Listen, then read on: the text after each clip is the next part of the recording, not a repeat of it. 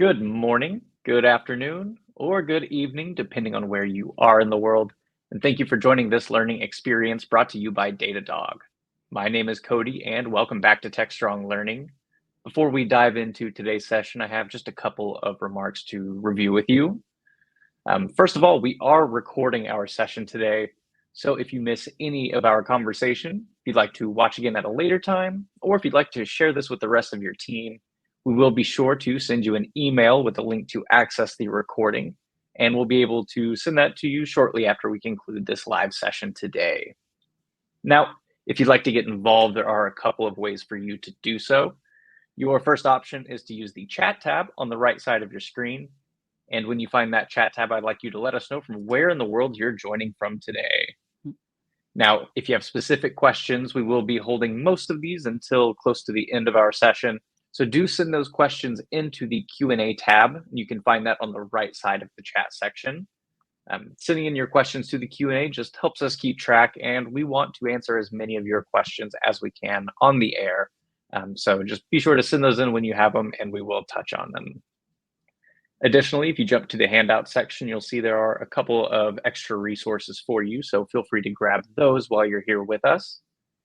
And we will be selecting two of our most engaged attendees today to win a $50 Amazon gift card.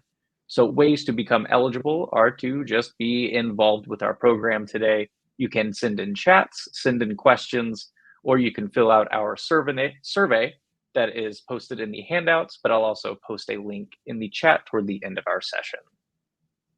So let's move right into our topic, embracing efficiency, monitoring generative AI applications on Azure AKS.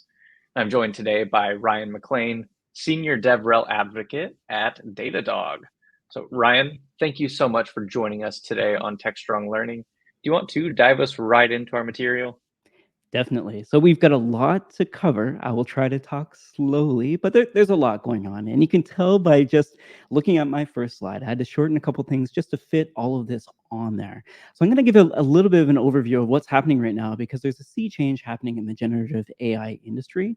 But basically, the question is, if you want to become involved or want to start deploying this on your architecture, what does that look like? So as cloud native architectures gain momentum and applications built using microservices and containers proliferate, container orchestration is now the norm. So this isn't new. You've heard of this before, but many organizations don't want the hassle of managing all those containers themselves. So instead, they turn to solutions like AKS, and AKS has seen significant growth in recent years and is still a standard within Azure for managing container environments in the cloud. A key part of this managing that proliferation of the containers is observability. And that can be especially complex in cloud native environments. So as you're going through microservices and start deploying things out, and maybe you've got like a brownfield deployment or a greenfield deployment, that's to say like you've already got an infrastructure that you're adding new things to, we can help. But also maybe you're in the greenfield kind of deployment. So this is brand new and you want to know how to get started. What AKS can do is help you easily deploy and manage containerized applications in Azure while leveraging Microsoft resources such as development tools. In this case, we'll be talking about Cosmos DB and Azure Blob Store, but also security features and more, including observability, which is the topic of today's webinar. What we're going to do is explore observability for generative AI applications on AKS. So that's, imagine if you're thinking about like a chat GPT, a private version of that for your Kubernetes cluster. And then what I'll do is I'll show you how to get the most out of Datadog's platform and Azure's capabilities. So today what we're going to do is learn how to deploy and observe a Gen AI app on AKS. We're also going to talk about visualizing AKS clusters and the control plane activity.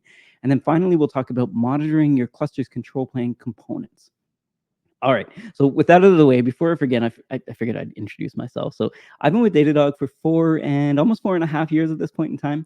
Prior to this, I was an engineer at Samsung. So I think I hit senior 2 there. But basically, I've been using Datadog for, I want to say over 10 years at this point in time. And we're talking a little bit about Cloudcraft as well. But similarly, I've been using Cloudcraft since it started off. Now, prior to Datadog, my experience with AI and ML, so machine learning technology, is primarily focused around things like Hadoop or Databricks. And what I was working on was something like recommendation services and sentiment analysis. Now, we'll talk a little bit about how Gen AI can help with those, but specifically the projects I was working on. So at Samsung Pay, for example, I was dealing with recommendation engines, and then for things like SmartThings IoT, very similar. And at Caterpillar, we were doing things like preventative maintenance, that kind of stuff. So basically looking at past performance and kind to extrapolate the future. And we're going to talk about how that's similar but not the same as Gen AI. So what I want to do before we get started is give you a quick overview of Datadog in order to set the stage for those of you who have yet to use it. But also I want to talk about new features in case you're already a client but haven't yet seen these. So when you read this quote, you're going to think, okay, so yeah, it's complex for sure, but generative AI is no different. Though a lot of the time you'll see front end that looks kind of like a chat application, and that's a sample I'm going to talk about today, full disclosure. But these apps can be deployed in environments or platforms that Datadog can already monitor. So for example, we have a grasp on Azure monitoring already. If you're going to be deploying a generative AI into Azure, what would monitoring look like? Or what would observability look like? Or what would that end-to-end process look like?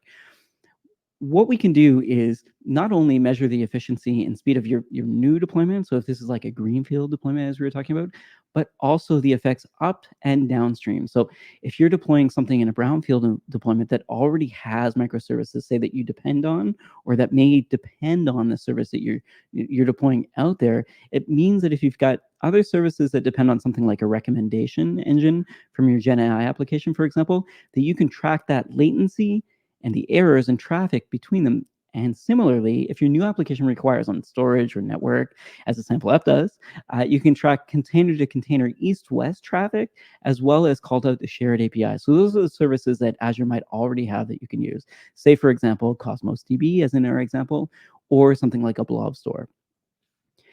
Now, Datadog itself is a big platform at this point in time, but what we do is we connect your infrastructure monitoring, which allows you to monitor your host, containers, and serverless deployments, as well as your network performance. So with APM, application performance monitoring, you gain visibility across your services and traces, which correlate with your inframetrics and also your logs. Now, with our log management solution, you can connect application performance to the user experience using something like digital experience monitoring tools like real application monitoring and synthetic testing. Now, this becomes important when we're talking end-to-end, especially when we're talking about maybe things that are a little bit more of a black box. Say, for example, you've got an API within Azure, but you want to test the latency from your application to that API. What does that look like when you're not getting the signals from that API itself? So finally, all of that observability data will help you detect vulnerabilities and miscommunications with our security suite. But what's key here is that all of your telemetry data is fully unified and correlated. Every pillar shares the same data model, alerting engine, and dashboard.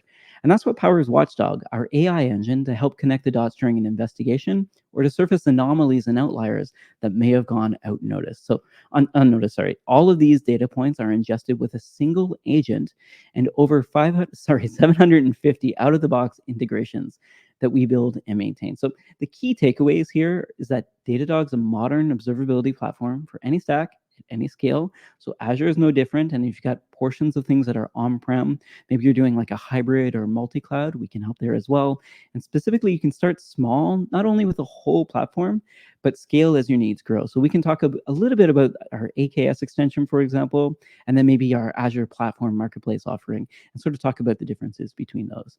Now, we've been using this live for a long time, and things haven't really changed. I'm going to talk to these points just a little bit, but basically, if you're thinking about like a maturity model of your business and how you're trying to get better at things like the amount of suites of software that you're using, or maybe the amount of deploys that you're doing on a regular basis.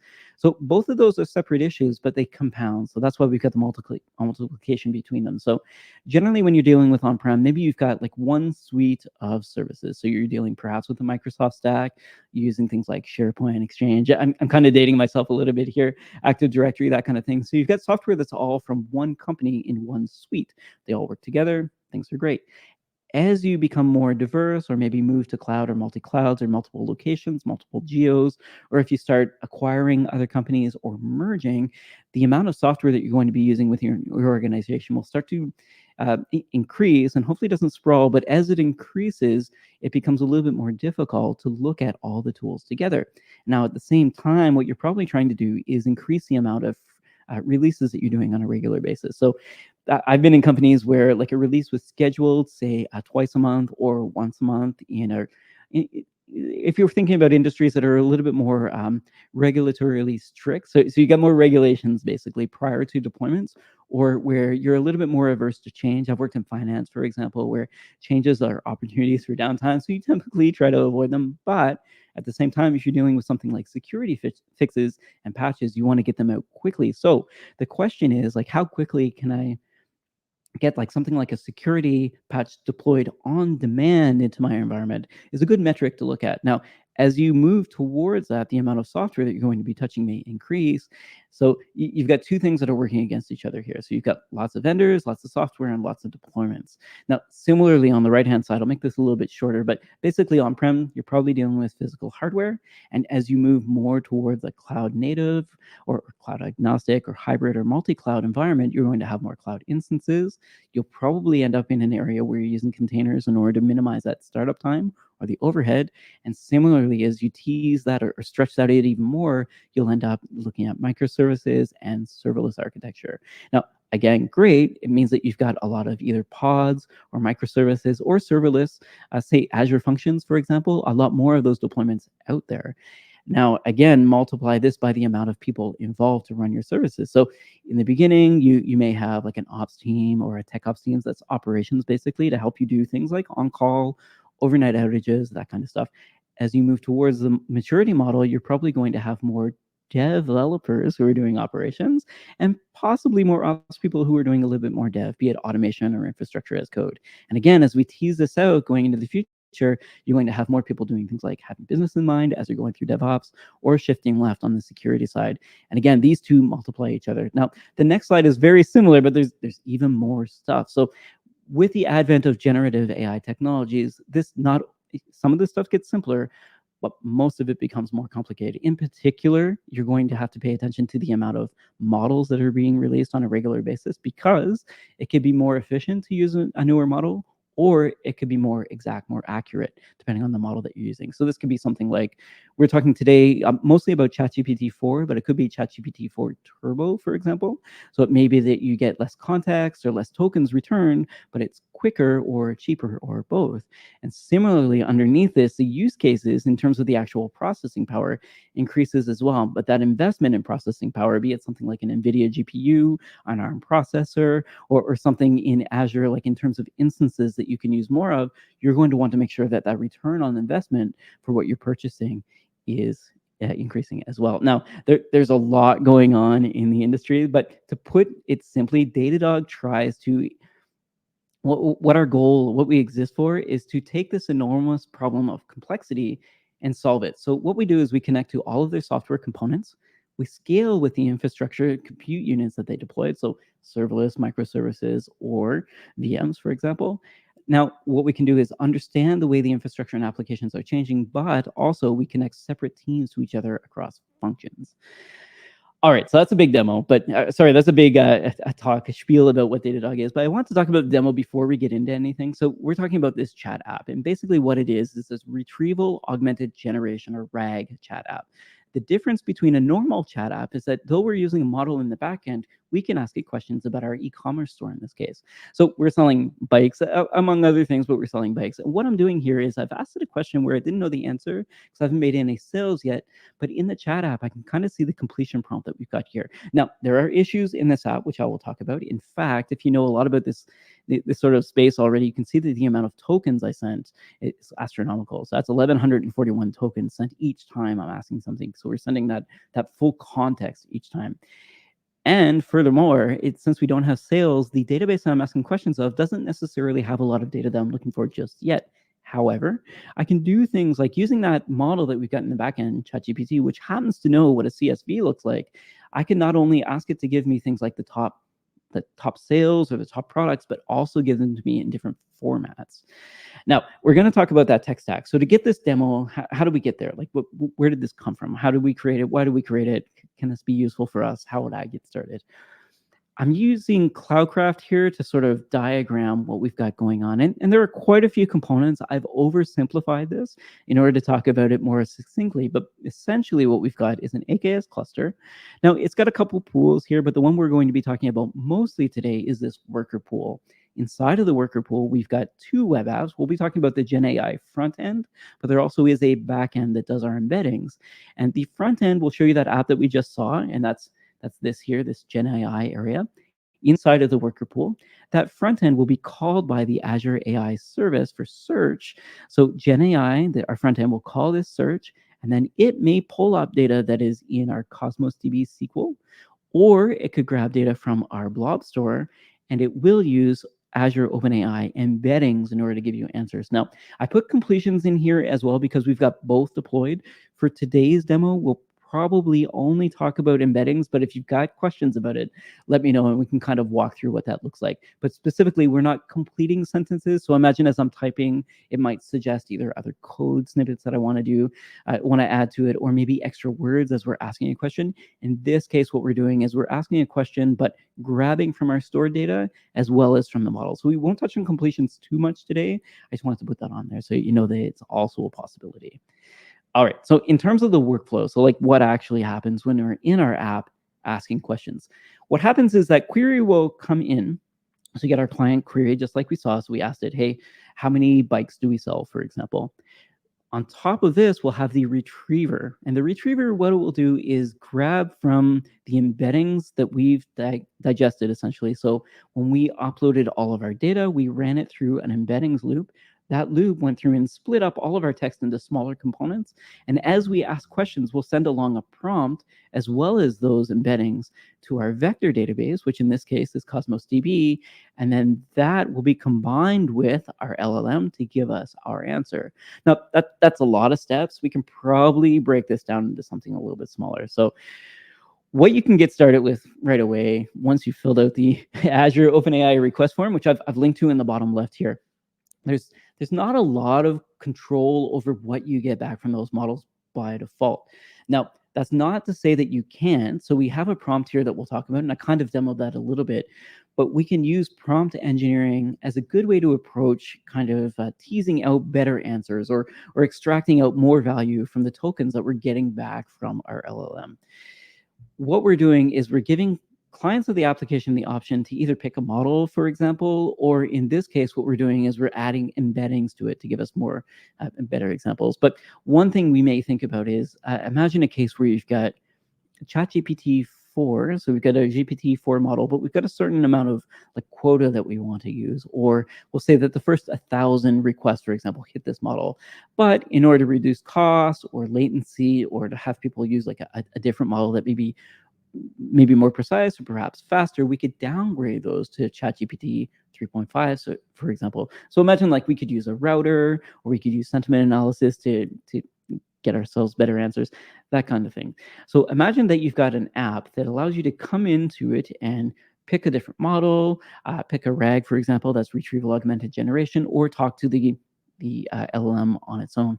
But in terms of monitoring, the big question is like, how would I monitor that application that's instantiated on the user's browser, where all I see are the questions that are being asked, but I don't know, like, did it look right when they loaded the web browser? Was it the right blue that we expected? How did things look when we deployed it out there? So I'll touch on this in the demo section. But one of the things we can help you with is, for one, when you're deploying, we can help you add this to your CI/CD process, so that when it instantiates, you can test it and make sure that in your dev environment, your staging environment, as you're deploying, things look the same as you expect. The other is we can use real user monitoring, which I mentioned earlier, to allow you to see the page as instantiated, and in fact give you a video recording of what the user saw as they were using the app. Now, that sample app that we're talking about is an e-commerce app, but it's a sample app that I've borrowed from Microsoft for this webinar, and we're going to go through that repo a little bit in case you want to get started on your own. So using Microsoft Learn, there's a couple modules in there, but one of them that I really liked was this vector search AI assistant. This comes in many flavors, but the main thing is to make sure that you pick the cognitive search vector branch right here. And if you pick that branch, on the bottom, there's this AKS folder. And what's nice is, so Microsoft has plenty of sample applications to help you test new features, but this one that I've been following really closely, um, is quite nice in the fact that it's very complex, but in terms of getting started, it's not that bad. So it deploys a whole bunch of components. So when you're thinking about like what can I monitor with Datadog, or maybe you're not using Datadog, maybe you're using like log analytics or what have you. The question is, when you're looking at your Azure platform, how would I monitor a sample Gen AI app in AKS? Now, listen, the commands can be pretty complicated, but what I found was this is probably your best shortcut. So once you get into that AKS folder and run, I'll say it because I'm Canadian, AZD up, or AZD if you're American, that will actually instantiate everything for you. Now, it takes a minute, and by a minute, I mean about 30 to deploy everything. But while that's happening, we'll talk about other things that you can do. So if you've yet to use the Azure Dev Tools, this can be installed via Winget or Chocolatey on Windows, depending on where you land there for installation. On Mac, you can use Homebrew, and then on Linux, you can use native packages. But basically, using the Azure DevTools, that's AZD, you can run AZD up in that folder, and it will do everything for you, which is a phenomenal time saver. Now, once you've deployed everything on the Datadog side, what we can do is start monitoring all of these things that you're sending off to your model. So we can go through and look at our model deployment, for example, as well as see where it's deployed, what resource group it's in, what subscription you've assigned it to. In this case, it's pay as you go, as you can see. But also we mentioned a little bit about token usage, and this is pretty important when you're thinking about efficiency and how much you're sending every time. So in a RAG stack, it could be that the context you're sending is quite high, and it may be that you want to drill that down a little bit instead of using it every time. But also, as we're calling it, we can see, hey, which ones are we calling and how often do we call it? Which name is it? How often are we using this? Is it increasing over time? Decreasing? If it's increasing, what can we do to handle efficiency and costs? And similarly, if there's a lot of network IO, is there something we can do to handle, maybe we're doing a lot of on-prem calls because it's an internal app, or a lot of calls from different regions, what can we do to help that? And finally, we'll talk a little bit about this inference tokens and prompt tokens, but not about the completion tokens as mentioned before. So what we're doing is we're inferring answers here using the prompt tokens that we're sending off, but we're not necessarily predicting the next word in a sentence. And this is important because the model that we're using is primarily pulling from either the data that we've uploaded or the data that's already in our LLM. Now, again, latency here is good to track from this side, but you'll also want to track it from your app, because it could be latency between something like your load balancer in your application, or it could be your application to the database, or the total application may also involve your model, or all of the above. So it's good to be able to go through an APM and drill down into which one is causing the latency. Again, this is kind of like the golden signals. So latency, errors, traffic, and saturation are what we're looking at here. So if we know by what amount can we scale, then we know how to scale it. So, okay, we just to set the stage here. So we talked about what Datadog is. We talked a little bit about AKS. We demoed the sample app and talked about the architecture, but I want to sort of rewind a little bit. So like, how does this all work? When I add data to Cosmos and I have my app ask the model to pull up the embeddings and then use that context to give me an answer, what exactly is going on? Like, how does that context work? So I want to give a quick intro to context here. It won't be too long, I promise. But basically what we want to do is drill into how generating responses based not only the model in use, but also augmented with those docs or data that we've added to it that we retrieve while returning a response to our users, or those calling services. So if this wasn't just a chat app, but maybe a service or microservice within your org, how would you call that, and what would that look like?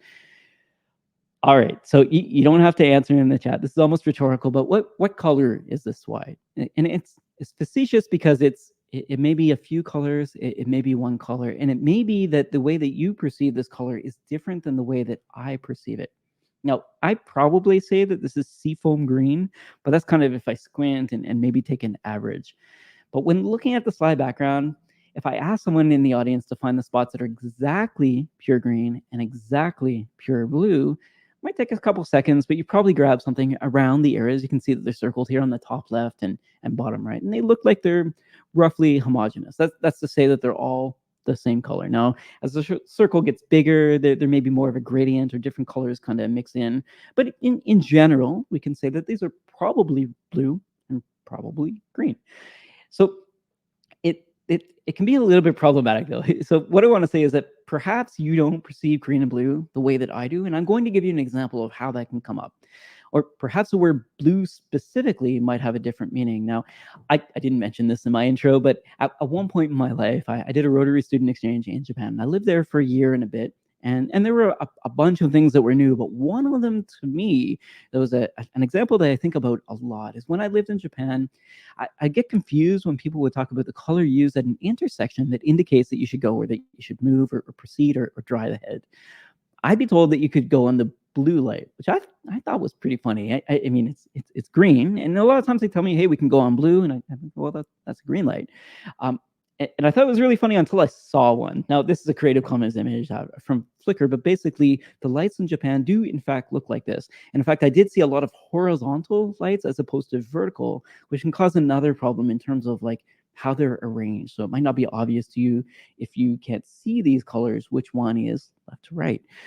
So it turned out, after asking a bunch of people, that 3 of these words mean blue in Japanese. Now, the first 2 I'm familiar with, the third one, and I think there's actually a fourth, are less common, but they all sound the same. So they're homonyms. So when I say these words, they're all out or out. And if I'm speaking to you, like verbally talking about a color, it may be confusing because I'm saying ow, which could mean the same thing. And when you're translating to English, it may be that you say blue for all of these words as a result, because it's all kind of blue, even though they may be green or turquoise or what have you. Now, as people who like computers, if we were to look at this exercise and try to solve it in code, a typical approach would be to convert the colors to hex codes in RGB format. But is that any more helpful?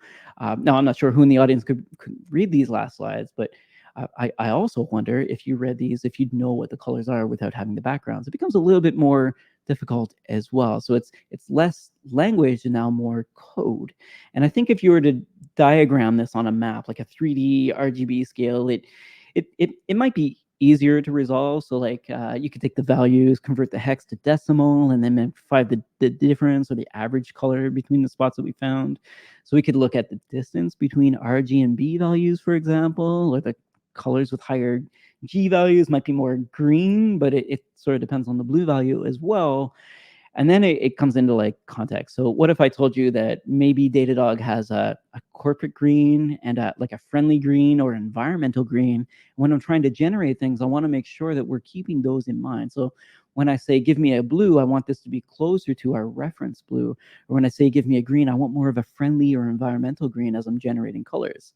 So if I were to ask a few of you to break off into little groups and discuss and come up to a conclusion about making smaller circles, it might take longer, but it might end up being more precise. So basically, as I distribute this problem across many people or nodes, or maybe we can think about these as GPU processors or tensor units or what have you, it may be that distributing this across many opinions could give you a more accurate result.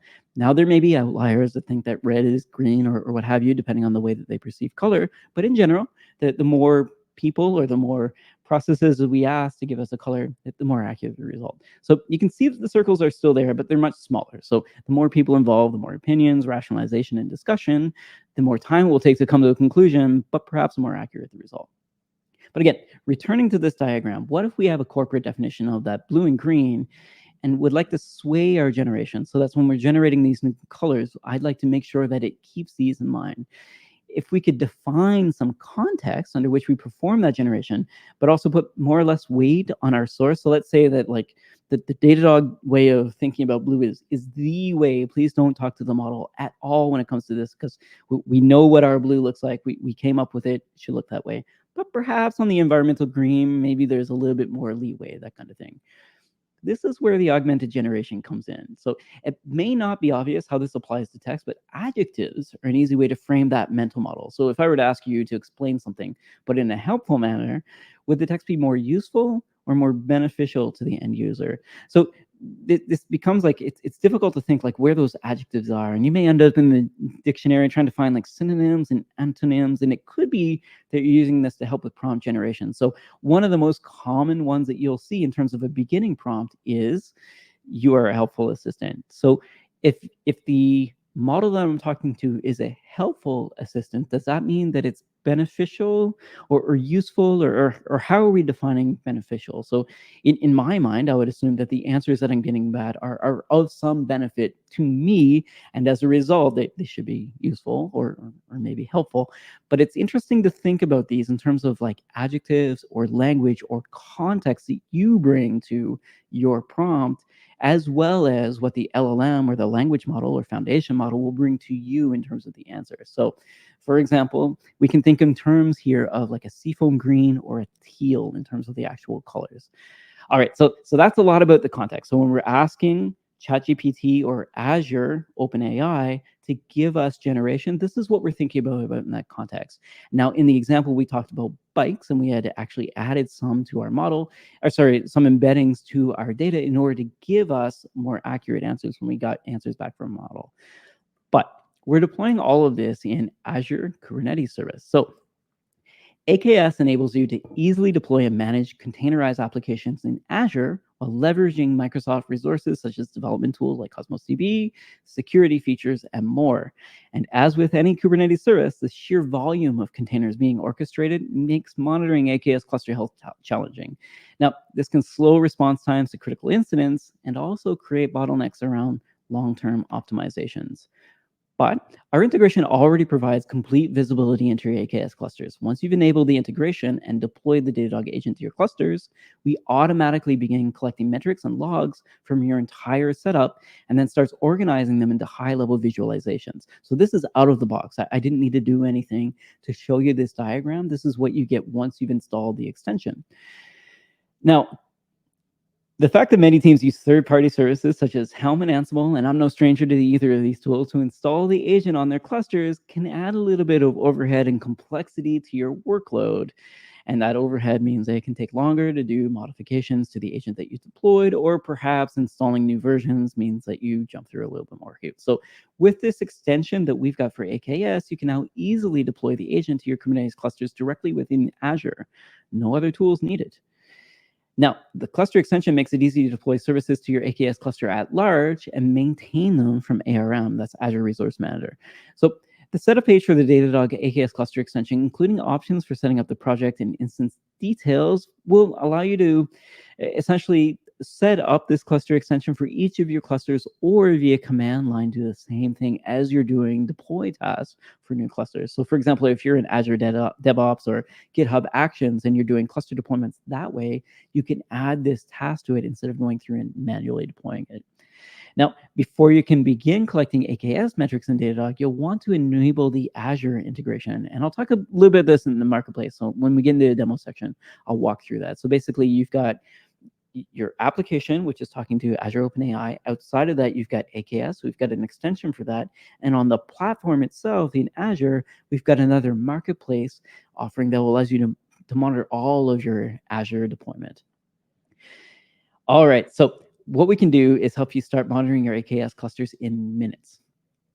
Now, quickly, the application tracing we're going to be talking about in the webinar, logging metrics and tracing are supported with pre-configured dashboards, as mentioned, but this means that you can get started in minutes. I time myself. I think from start to finish, it took about 30 minutes to integrate Azure, set up an AKS cluster, and get results in Datadog. Now, I did some of these in parallel. Remember, that whole setup with AZD up takes about 30 minutes. So about 5 minutes in, once the cluster is up, is when I started. But I think soup to nuts, so the entire end-to-end process of setting up this example for yourself will take about 30 to 35 minutes, depending on the region and what have you.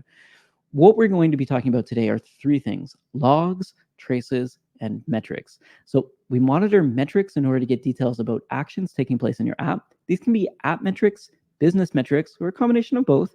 But logs will give us details about the errors and can also surface information about the service itself and any lifecycle events like start, stop, new deployments, or debugging.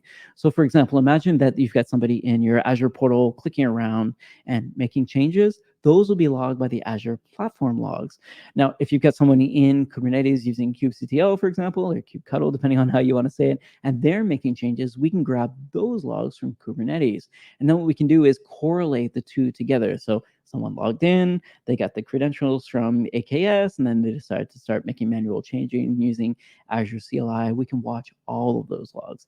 Now, finally, the traces that we talked about earlier can help us correlate between services, so as well as drill down into errors and delays. So imagine we've got that web front end in the front, and it calls Cosmos as well as Azure OpenAI, and we notice that this entire end-to-end latency is about 30 seconds to give us an answer. What we'd want to know is, where is that latency? Where should I start looking, or what should I start optimizing in order to stop serving pages so slowly or taking so long to handle requests? So the AKS cluster extension will make it easy to deploy services to your AKS clusters at large and manage them from ARM. So what we're going to do in the demo in the following slide, it's quick to set up. Again, I mentioned this takes about 20 minutes to get everything installed in AKS, 30 minutes for the platform and the application itself. But what we want you to do is say, like, this form is pretty straightforward. So in terms of what you need to answer, it's your subscription, which will generally be automatically selected. The resource group, you could create a new one if you want to. I'll reuse the existing one that we had. The region, East US is what we're using here, and then our cluster name. And if you pick the right region, it's available from a drop-down box. So it's not that difficult to go through the form. So essentially, this is how that looks like in practice. I'm using a dark mode in Azure Portal, my apologies, but essentially it just looks like this. So I picked my resource group, which is my default. I picked my region and this GenAI demo. Now, in the app details, I came preloaded with an app and API key. I'm going to expose them here. I will delete them after this webinar, I promise, but here you can see the app key and the API key. So basically what we're doing is picking a Datadog site here. Now, this is something key because during my practices, for example, I picked the wrong one for my region. So make sure you pick us3.datadoghq if you're in US3. Otherwise, the default, if you're in US1, you should be fine. All right, and in this case, it looks like we've now got it deployed and everything's ready to go. So we can click create, and it will create it for us. All right, now I'm gonna skip the next section because what I noticed is that, like, it will actually expose your phone number in there as if you've got an, I don't need you to know my phone number. But moving on, once you've got everything deployed, so you've got your Datadog agent deployed into your clusters, you've got the Azure portal integration set up as well via the marketplace, so you're starting to get data in. Now, we have a dashboard for Kubernetes, as mentioned before, but we've also got one specific to AKS. So what you can start doing is collecting metrics and logs from that AKS setup immediately. So it will start streaming into Datadog almost like seconds after it's deployed. And by using the monitors and out-of-the-box dashboard, you can quickly detect issues in your nodes before they begin processing to a halt. This is key, I think, when it comes to CI/CD. So imagine that you're iterating on clusters on a regular basis, and you want to see, hey, is this node sizing good for what I've got? Or is region-to-region communication okay, or should I have everything within one region? When you're going through that experimentation phase, especially if you're turning on and destroying clusters on a regular basis, what you'll want is something outside of those clusters that can give you things like metrics in terms of throughput, or maybe logs for errors that you've got if it was automatically destroyed because it was a bad deploy. So let's say that you receive an alert from a spike in CPU utilization across several nodes. While inspecting the dashboard, you notice an increase in clusters reporting an unhealthy status, and by scrolling down and viewing the logs for your control plane components, you see an increase in error messages for the controller manager. Okay, so these issues in your controller manager may have led to a fewer pods being created, also causing CPU on your nodes to overload, and from here you can take steps to debug the problematic node and prevent future issues, such as switching to a high availability cluster and then multiple control plane nodes. I'm setting up this situation because I'm going to go through it a little bit in the demo, but we do have a couple solutions here that will help you. So that's basically it. So what we're talking about is this GenAI app. This app will allow you to do things like ask questions of not only your data, but your database if you've got things in there.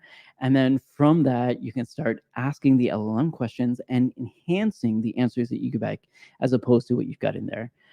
Now, again, this is sort of how that works. I'll try to show it to you here live in a moment. But basically, this is that application that we're talking about.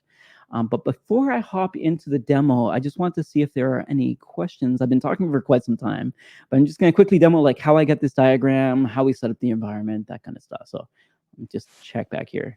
How are we doing on questions or QA, Cody? We've got a couple questions. Okay.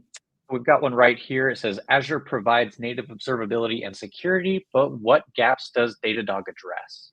Yeah, so the easy one here is imagine a world where you've not only got like an Azure install, but also some stuff on-prem. So that's an easy lift. So monitoring both your on-prem install and Azure gives you, I, a single pane of glass, what have you. One area to look would be one main benefit.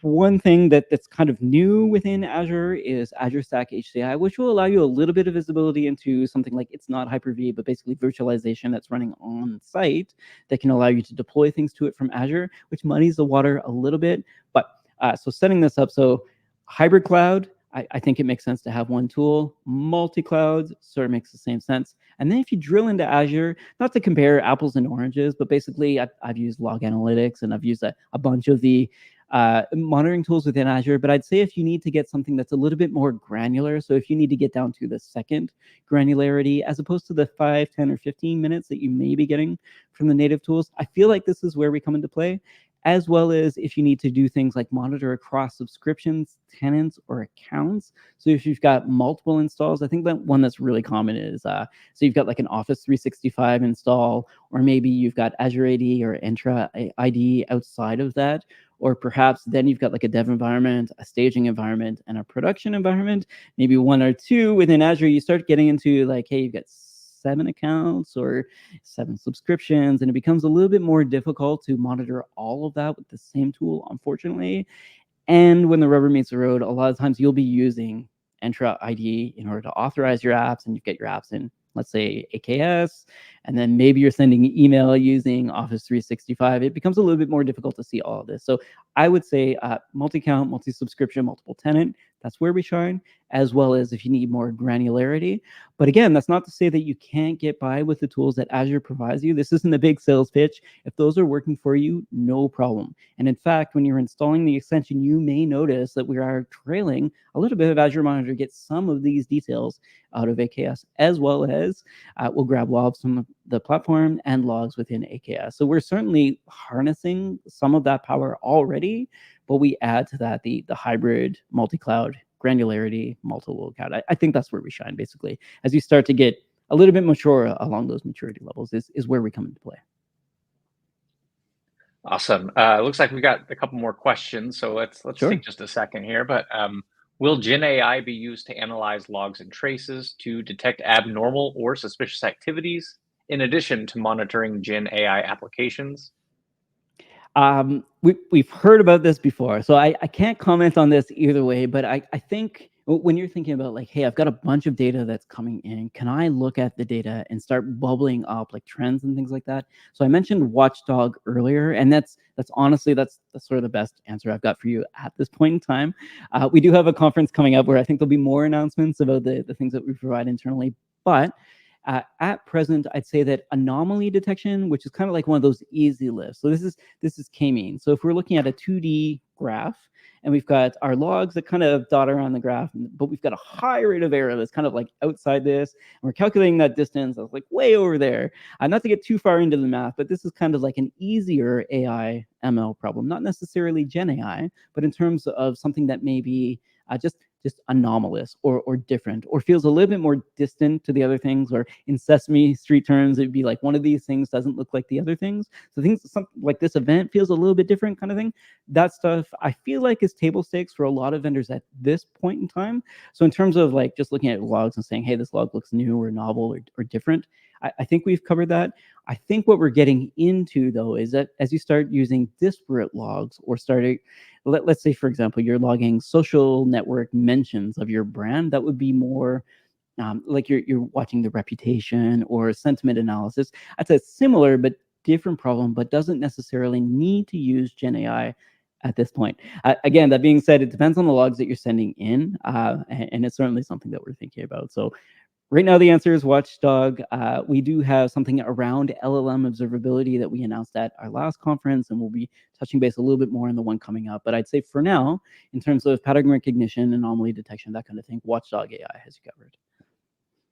Perfect. Well, hey, Ryan, before we dive into the demo, let's talk about one more question. Of I'm going course. to go ahead and pop it up on screen because it is a little bit longer. Oh, EKS is integration with Amazon's serverless container platform. Based on what I've heard so far, AKS connects users to a serverless feature like EKS with virtual nodes, which runs Kubernetes pods based on the Azure container instances. What is the major difference between the two? okay. There's a lot to unpack here. So the first is like, yeah, when I talk quickly, it may be confusing that I'm saying AKS, not EKS. There is a difference. So there's the Elastic Container Service as opposed to the Azure Kubernetes Service. The main difference, I think, for us, ignoring kind of the platform thing, because I think it's important to think about what the platform manages for you as opposed to what you manage. And that is to say, like when you're using AKS, where can you get into trouble, or what could you click that would cause problems? In this case, I don't like, I understand AKS may connect users to a serverless feature similar to EKS with virtual nodes that'll run the pods.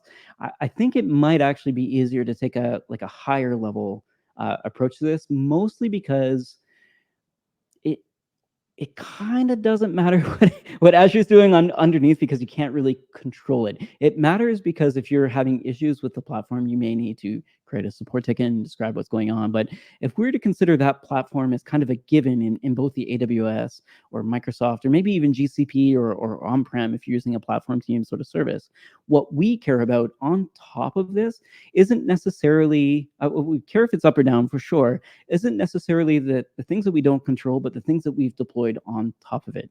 So again, I feel like the question here is like how to compare the two. And what I think is important is that for the platforms that you don't control specifically, it may not, it could be that the comparison is not necessarily handy, is what I'm getting at. They're two different deployment techniques, but in terms of what you're going to see on a daily basis is that you're going to be deploying uh, pods, containers, and that's what's important to monitor what you're deploying on it. The other thing is the platform health, which is key, but it doesn't necessarily matter to you how it's deployed. It's more or less whether or not it's healthy and performing as desired. So I'm sorry, that is a circuitous route to say that basically I don't think the comparison is too important for this discussion. However, when it comes down to a support ticket, maybe that comes into play. But I think at the end of the day, what really matters on your day zero planning, perhaps, but your day one, that's like after you deployed, your day two when you're managing, or maybe day 500 when you're getting into like the auditing and the governance, that kind of stuff. Maybe that's where it's important in terms of going through like a CIS benchmark for security, that kind of stuff. But when you're deploying and monitoring on a regular basis, I feel like it's more the pods or the applications that are deployed on these shared services that are more important than how they may differ between them. Sorry, that was long-winded, but I hope that clarifies. All right, and Steve C, if that did not clarify, just send in another question. We'll be sure to touch on it here in a few minutes. But Ryan, let's go ahead and jump back over to your demo. Yeah, no problem. So listen, maybe selfishly, I want to demo a little bit of Cloudcraft because I find this really handy for building out stuff. So what I did to create this graph was actually quite simple. So all I did was like AKS cluster, workload, and you can see I'm just dragging them on top of each other, and then a pod, and that's sort of it. So this is how I drew this diagram. And then you can say like when I click each of these, I can click a resource group, for example, as part of this one. We've got 2 clusters now, that kind of thing. What I thought was pretty key, and what may not have been apparent when I was just sort of showing off this diagram, is that you can go through and start budgeting. So as you're right sizing the thing that, if it's greenfield, the thing that your Gen AI app is going to go into, sometimes cost management may come into play. And we'll talk a little bit about that with Azure OpenAI as well, because it could be that this experiment has like a budget or a time budget or what have you.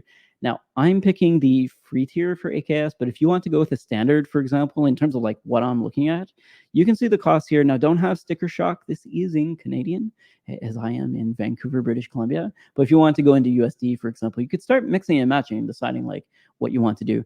The other thing is, so this is greenfield. So I had this great rosy picture of what I wanted to deploy before I deployed it.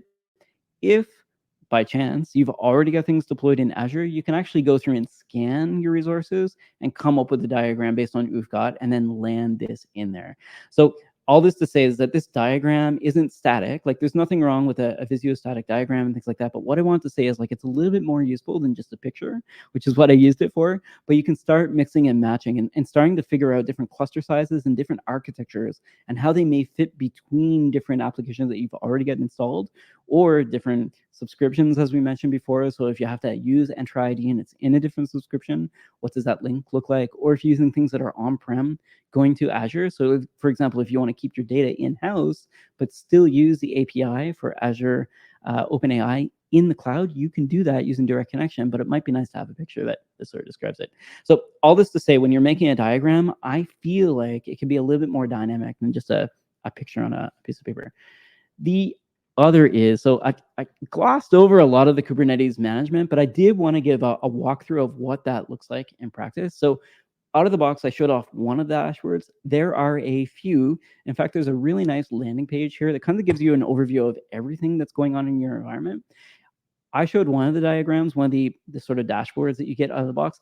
I feel like landing here is probably your best bet because it may be that you care more about like namespaces, nodes, deployments, or depending on your team or your function, you may want to slice and dice this a little bit more. So you can see that there's a ton of resources here. If you got jobs, cron jobs, stateful sets, that kind of stuff, this is a nice overview of everything that's going on. So you can go through and look at troubleshooting, for example, for all of your environments, all of your clouds, all of your installs, be it on-prem, hybrid, what have you.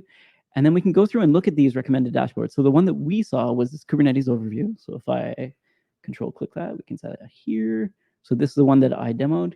And again, I think in my screenshot, I had this minimized, or you can even like make it really small if you want to. And sorry, if we go back here, like so, we've also got like pods overview, deployments overview. So if you're doing things like CI/CD deployments on a regular basis with Kubernetes, this may be the screen that you're looking at if you're more of a release manager. If that's your role and you want to make sure that as we're releasing, the things are healthy, this could be what you look at on a regular basis. Now, this is kind of a demo environment, and I can drill into this if there are more questions. But what I wanted to do as well is talk about this chat because I glossed over kind of how this works. And I talked a little bit about CSV and XML, but when we did this CSV example, we got it back this way. There's a couple things that you need to think of when you're thinking about the ways that this may return data to another service as opposed to a human. However, when we're thinking about the human, so when we look at this prompt, remember I mentioned there is a lot of context being sent every time. So maybe too many tokens. When we look at the payload that we're sending out, it could be that we want to work on our embedding because there are things in here that may not be relevant. In particular, these new line special characters or carriage return or what have you, the enter basically might not be relevant, might be. There are also things like the colon spaces.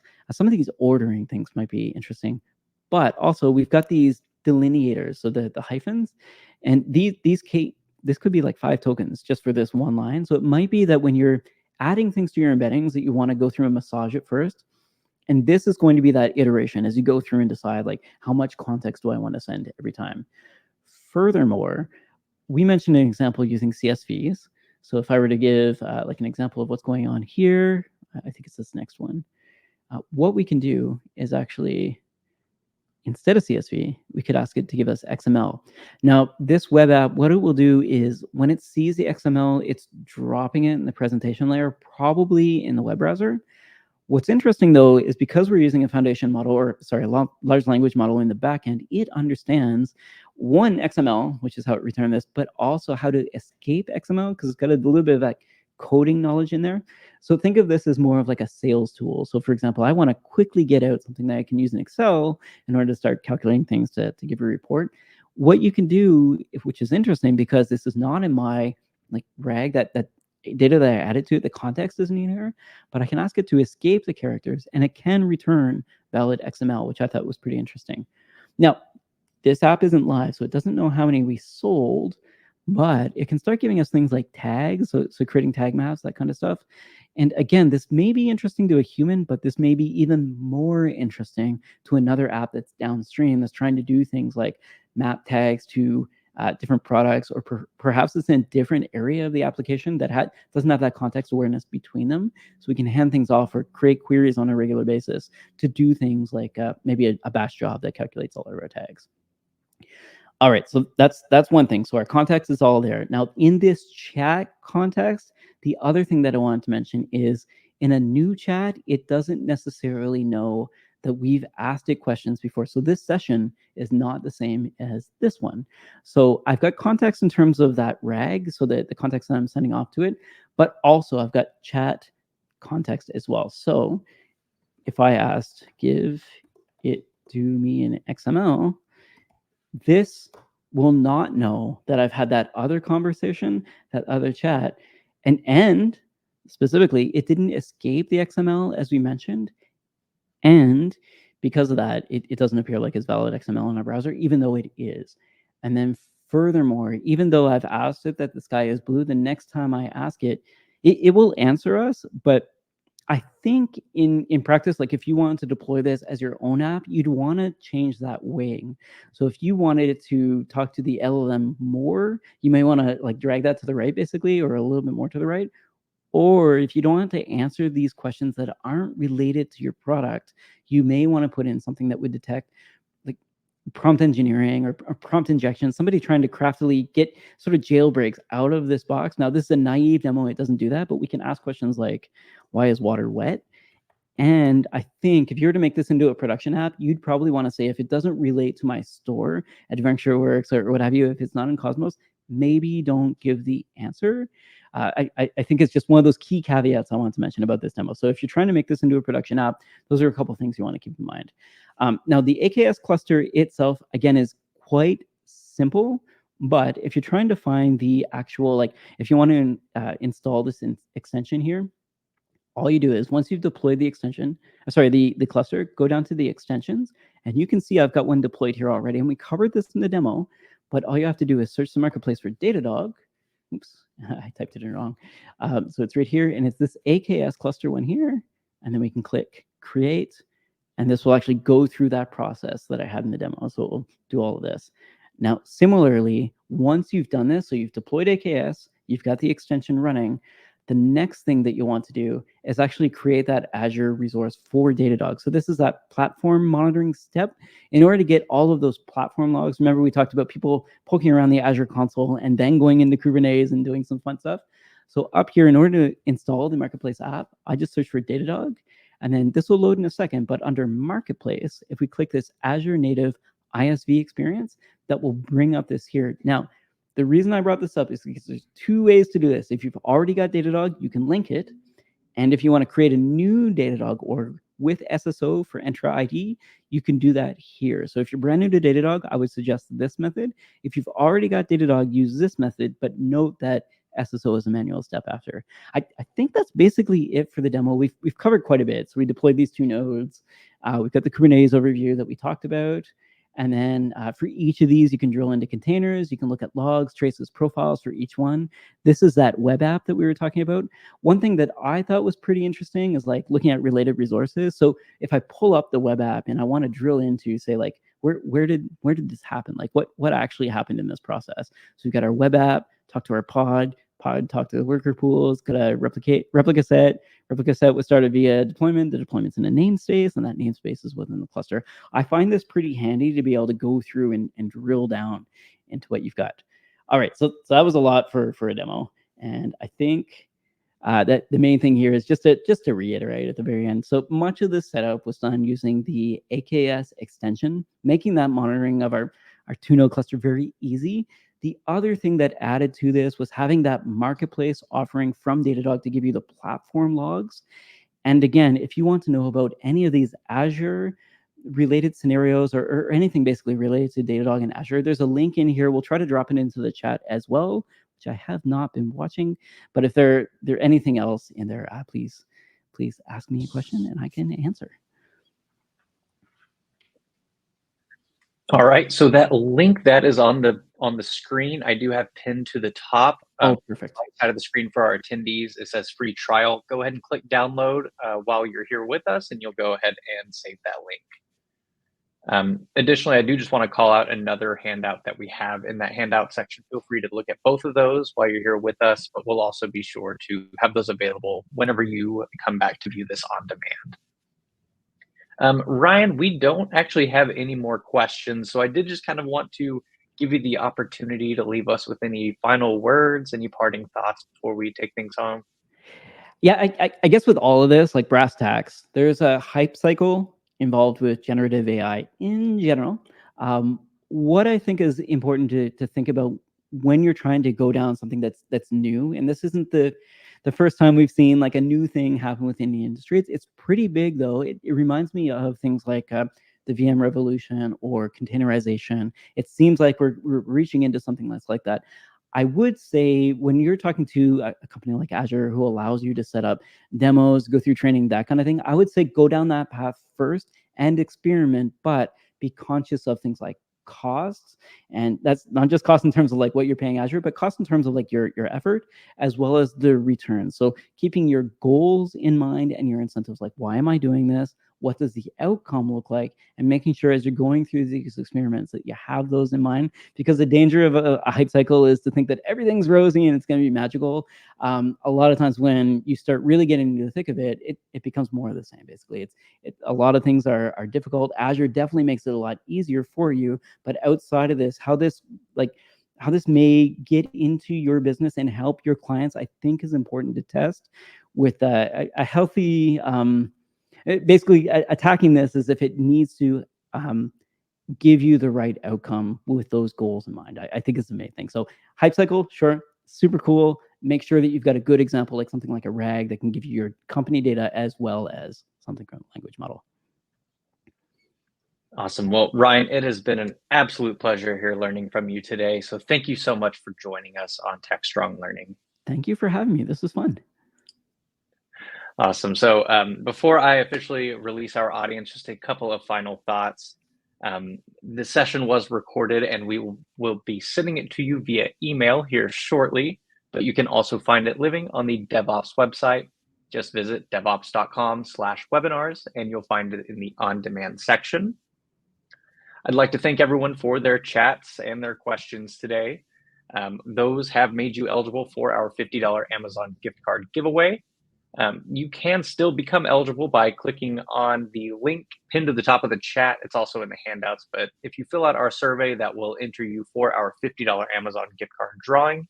And more importantly, we would just love to hear your feedback about our program today. So please do fill that out for us. We'd really appreciate it. I'd like to thank Datadog for sponsoring this program today. And to everyone here with us, thank you so much for joining. We appreciate you spending your time with us, and we hope to see you at a future Techstrong Learning Experience. Have a great rest of your day, and you may now disconnect. Thanks again, Ryan. Thank you.